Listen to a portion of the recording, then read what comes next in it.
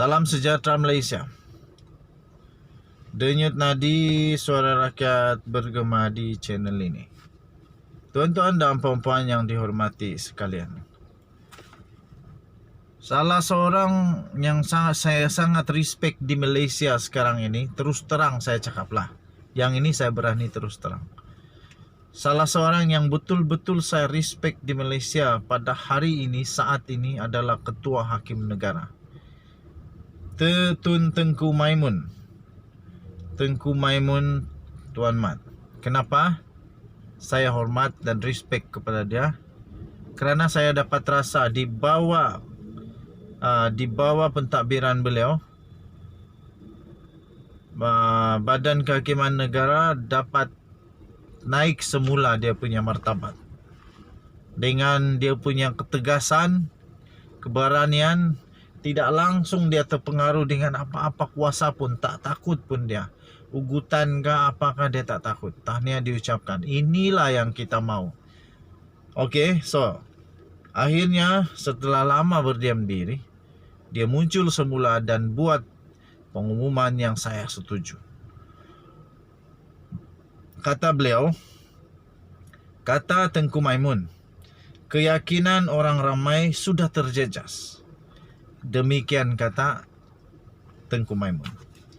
Keyakinan orang sudah terjejas.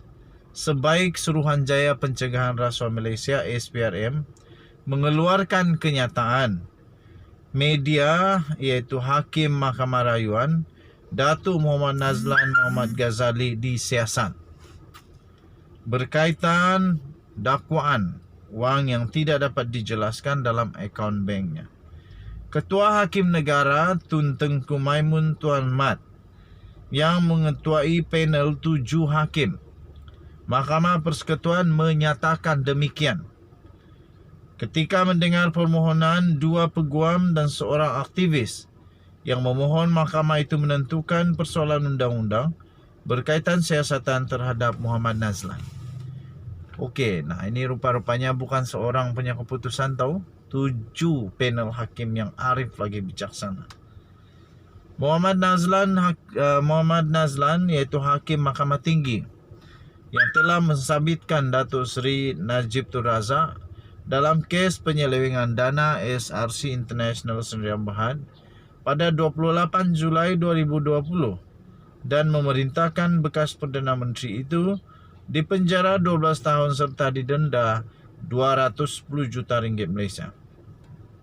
Dalam prosiding pada hari ini, Tengku Maimun menimbulkan persoalan kepada peguam kanan, iaitu peguam kanan Persekutuan, iaitu Liew Horn Bin, mengenai apa yang akan berlaku jika dakwaan terhadap Muhammad Nazlan tiada sebarang asas dan tidak ada keputusan melalui siasatan SPRM. Horn Bin bagaimanapun menjawab siasatan yang dimulakan ialah budi bicara SPRM. Katanya, Tengku Maimun berkata, kami tidak mempersoalkan budi bicara pendakwaan. Bagaimana siasatan itu memberi kesan kepada kebebasan badan kehakiman.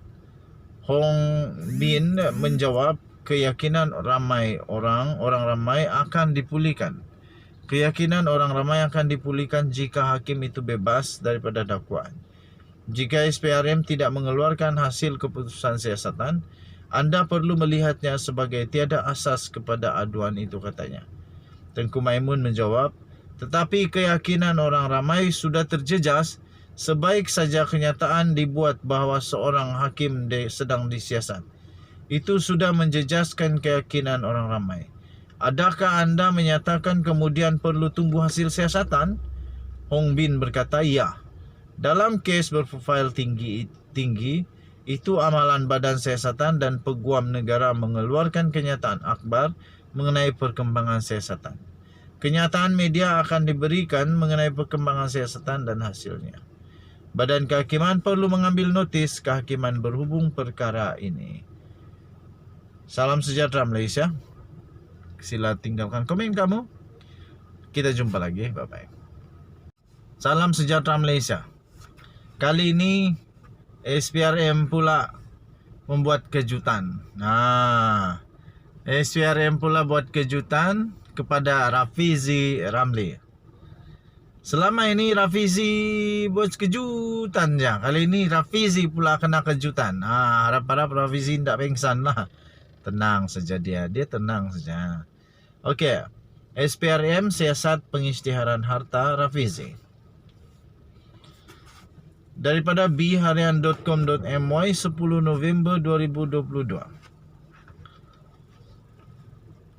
Suruhanjaya Pencegahan Rasuah Malaysia SPRM akan membuka kertas siasatan berhubung pengisytiharan harta yang dilakukan oleh Timbalan Presiden PKR iaitu Rafizi Ramli. Ini berikutan satu laporan yang telah dilakukan oleh sebuah pertubuhan bukan kerajaan atau dikenali sebagai NGO berhubung pengisytiharan calon Parlimen Pandan itu. Satu sumber mengesahkan SPRM akan mengkaji perkara itu dan siasatan akan dijalankan mengikut aspek-aspek tertentu yang masih lagi dalam penelitian. Rafizi dalam satu sidang media semalam dilaporkan berkata, beliau tidak akan membuat laporan kepada SPRM berhubung dakwaannya mengenai projek tebatan banjir di Melaka. Kerana mendakwa hampir semua skandal penyelewengan dan pendedahan yang dilaporkannya kepada polis dan SPRM tidak diambil tindakan. Wow. Katanya, saya sebelum ini telah membuat banyak laporan kepada polis dan SPRM. Tetapi semuanya tiada tindakan. Saya berpengalaman lebih 10 tahun dan mendedahkan pelbagai skandal dan akhirnya ia dibawa ke muka pengadilan.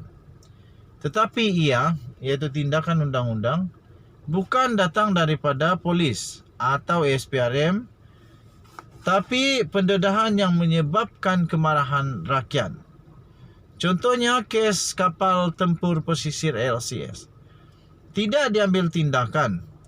Walaupun ada laporan jawatan kuasa kira-kira wang negara PAC, tetapi disebabkan tidak mahu kehilangan undi, seseorang akhirnya dibawa ke muka pengadilan katanya. Memang dahsyatlah. Memang dahsyat apa yang dinyatakan oleh Rafizi ini. Kalau betul, betulkah polis tak ambil tindakan? Betulkah SPRM tak ambil tindakan?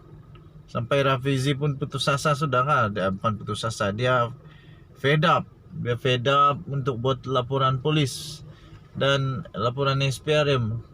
Sebab menurut Rafizi, tiada guna jugalah dia buat laporan. Sebab tiada juga apa-apa dibuat. Begitulah maksud dia mungkin. Tapi betulkah? Macam ada lah.